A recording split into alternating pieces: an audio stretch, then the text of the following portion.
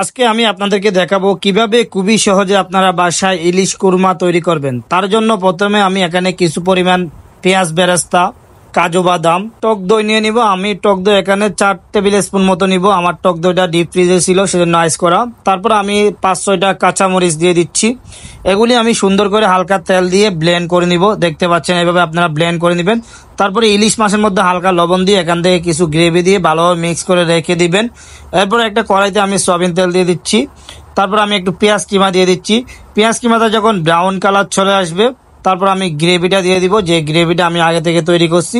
এরপর আমরা গ্রেভিটা 5 থেকে 10 মিনিট এখানে ভুনা করে নিব। যখন গ্রেভি থেকে তেল ছেড়ে দিবে, তারপর আমার মিক্স করা ইলিশ মাছগুলি এখানে আমি দিয়ে দিব।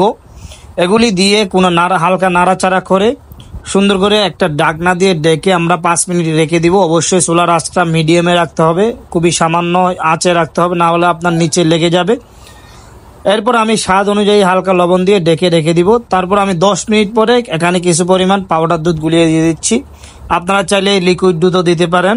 এরপর আর 10 মিনিট এভাবে রেখে দিব, সুন্দর করে নাড়াচাড়া করে। 10 মিনিট পরে দেখবেন আপনার ইলিশ কুরমা খুবই সহজে তৈরি হয়ে গেছে। আপনারা চাইলে এই সেম রেসিপিটা বাসায় ট্রাই করতে পারেন। আর আপনারা যারা রেগুলার আমার ভিডিও দেখেন, আমার একটা ইউটিউব চ্যানেল আছে জাভেদ কিচেন বিডি, একটু সাবস্ক্রাইব করে পাশে থাকবেন। আল্লাহ হাফেজ।